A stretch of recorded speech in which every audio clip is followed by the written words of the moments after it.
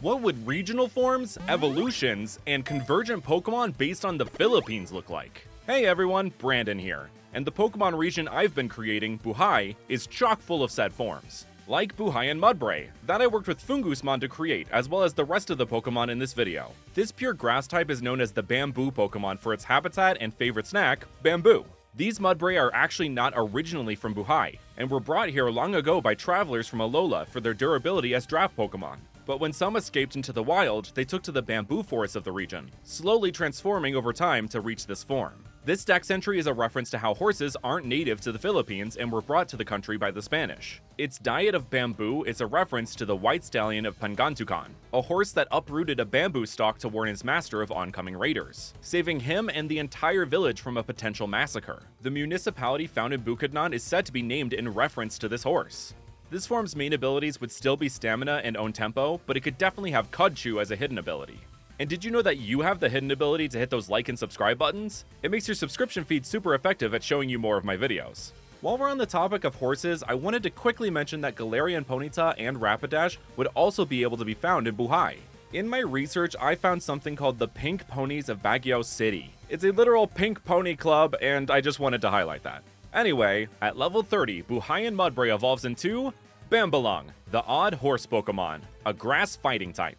For my Filipino viewers, y'all know exactly what this Pokemon is based on, the infamous Tikbalong. This horse-man hybrid is known for lurking in the mountains and forests of the Philippines and being a bit of a trickster, as well as sometimes being hidden in bamboo clumps. Mysteriously, records of this creature predate the arrival of horses in the Philippines. A going theory is that the Tikbalong is possibly an interpretation of Hayagriva, a god of wisdom and an avatar of Vishnu found within both Hinduism and Buddhism. But how did this myth travel all the way from India to the Philippines? Simple answer, its people did. Hinduism has been around since 3000 BCE, with the worship of Hayagriva dating back to 2000 BCE, and just about 2000 years later in 200 CE, India had incredibly expansive trade routes, spreading their cultural influence alongside their goods. But that's just a theory, a culture theory. Anyway, back to Bambalong. So I know you're asking, why its arms like that? Multiple reasons actually. Firstly, the Tikbalong was said to have disproportionately long limbs, much like bamboo, which can grow to be very tall despite its small width. Secondly, it acts as a reference to a martial art and a type of dance. Arnis, or Kali, is the national martial art of the Philippines, which emphasizes the use of weapons. One of the most common weapons used is known as the baston, or the yantok.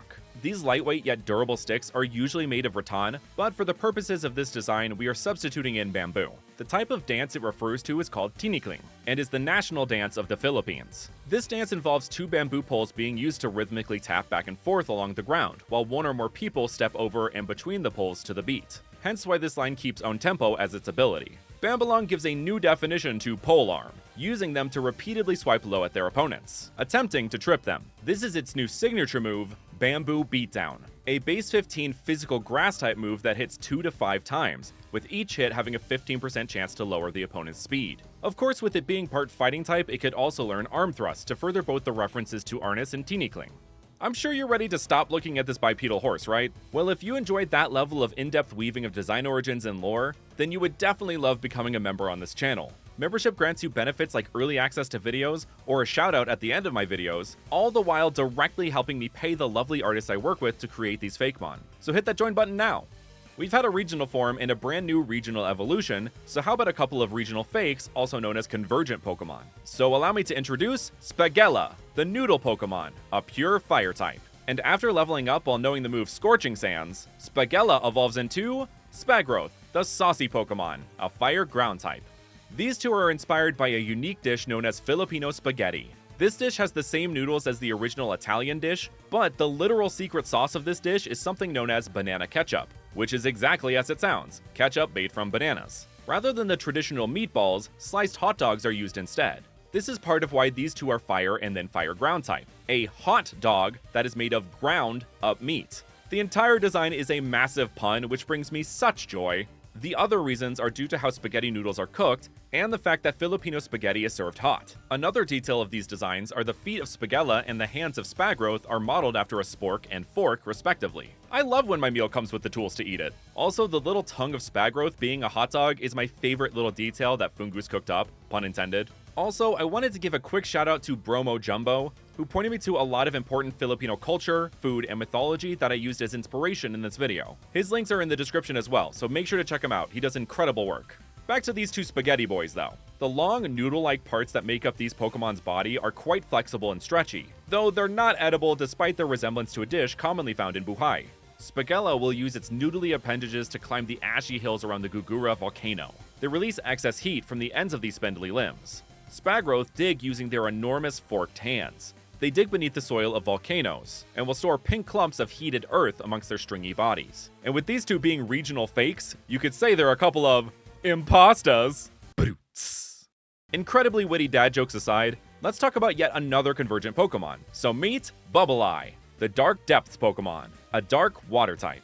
As its category suggests, this convergent version of Sableye is found in the deepest recesses of the waters in and around Buhai. The only part of this Pokemon that remains visible in its lightless habitat is its glowing pearl-like eyes and scales on its chest and back. Potential prey for Bubleye are drawn to the light it emits, making them easy targets. This dex entry and its appearance are clearly inspired by the bioluminescence displayed in deep-sea fish, most especially the similarly named Barreleye and the similarly behaved anglerfish. Its muted bluish-green skin and fin-like ears are taken from an aquatic creature from Filipino myth called the Shokoi. These are described to be a scary version of a merman, with webbed limbs, slimy green scales, big bulging fish-like eyes, and razor-sharp teeth, all of which are used to drown humans that swim too close to their territory deep within lakes or oceans. They very much feel like the creature from the Black Lagoon in appearance and were a perfect fit to transpose onto Sableye. Its eyes being pearl-like is a niche reference to Clamperl. As they both originate from the same generation, Clamperl could only be found by diving in said generation,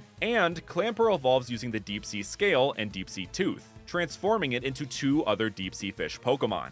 On top of all that, as eyes they look like a shining moon, which is a reference to the theme of Pokemon Shine and Shade. Just like Sableye has a ruby, sapphire, and emerald on its body to reference the games it came from. With it having such interesting eyes, I think giving it compound eyes is fitting. While usually reserved for bug types, crustaceans can also have them just like insects. And this Pokemon would need special eyes to see in such a dark place, so I don't think it would be too far of a stretch for it to have this ability. But for those internet entomologists it truly bothers, we can make a new ability that does the same thing called Deep Sea Eyes, or Dark Vision, because I have to sneak in a D&D reference at every opportunity I can.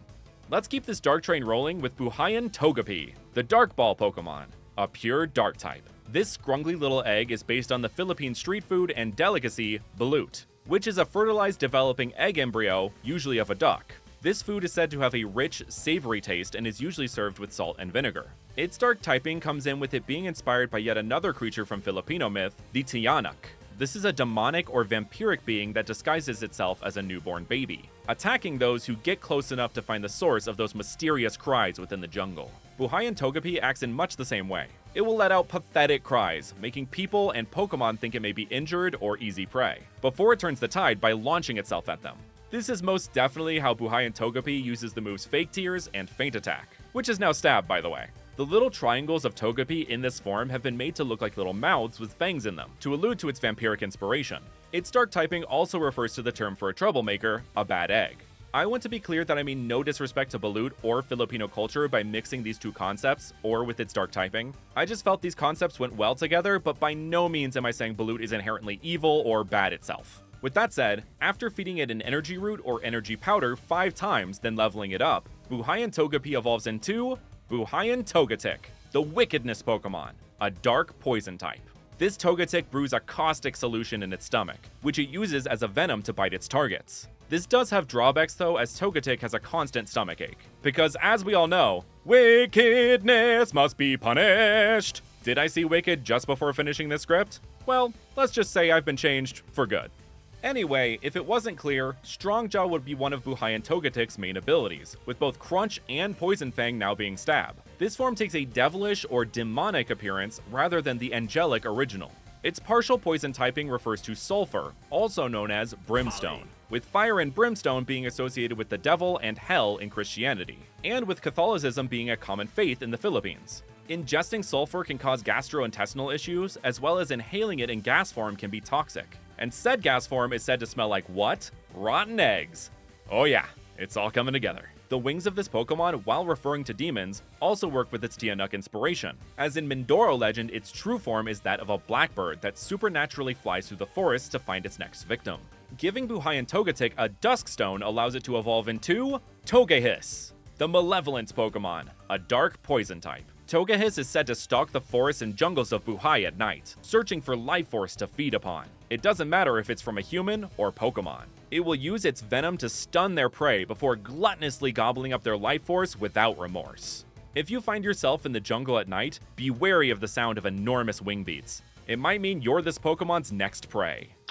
So Togehiss's name is a reference to vampires, which famously hiss at the sun. Its appearance also takes from some depictions of vampires where they can transform into a bat, with bats being known to hiss as well. The Philippines are known for some rather large mega bats, which stoked legends such as the Manananggal and the Wakwak, which is another one of Togehiss's inspirations. This creature is said to be an enormous vampiric blackbird-like creature that snatches humans in the night as prey, which a giant vampiric bird would naturally have come from a vampiric egg. Which one came first is anyone's guess. Those familiar with the channel might know that the pseudo-legendary of the Devar region is also named Wakwak, which I named before knowing this Philippine myth existed. Regardless, Togehiss's dex entry would manifest in its new signature move, Daze Fang, a base 90 poison-type physical attack where it sinks its fangs into the target, releasing a venom that has a 30% chance to leave the target paralyzed. I think it's a shame that there's only one poison-type move with a chance to paralyze its target, and even then that's alongside 2 other status conditions, given stunning prey is what most types of venom are meant to do. For the last Pokemon of the video, we have a regional evolution to Milcery. So when fed 6 different types of berries, then spun in a circle, it evolves into Magicalo, the Ice Cream Pokemon, a Fairy Ice type. Is this the second Fairy Ice type evolution to a pure Fairy type from a recent generation in a row I've made for these mini-region videos? Yes, and I will not apologize. Magicalo's name and design are inspired by the vibrant Filipino dessert known as halo-halo, which translates to mix in Tagalog. This is because this dish has a mix of many different ingredients, such as sweetened fruits, jellies, beans, shaved ice, evaporated milk, leche flan, and a scoop of ube ice cream. With Magicalo having such a variety of ingredients in its design, unlike Alchemy, it wouldn't have multiple forms. This is where its evolution method and type come from, but its name and part of its design, while following the pattern of the original line, are inspired by a Bambalong. These are spiritual leaders, healers, and mediums that commune with the spirit world. They can be thought of like Filipino shamans. They heal by influencing the Anito, or spirits, both benevolent and malevolent. So Magicalo's primary fairy typing being strong against the dark type is incredibly fitting. Bambalong are commonly women as well, so Milcery and Alcremie being 100% female fits as well. Magicalo are commonly seen in the colder parts of Buhai. Their icy and mystical nature lends them to being solitary protectors against evil. They guard villages that rest at the base of mountains from people or Pokemon that would do them harm. And those are some regional forms, evolutions, or convergent Pokemon based on the Philippines. Thank you so much to our incredible members who go that extra mile to support this channel, which you can also do by hitting that join button. And an especially big shout out to our art mages Living Lava, Bailey Pennington, and William Hartya. Thanks so very much for watching, and I will see you all next time.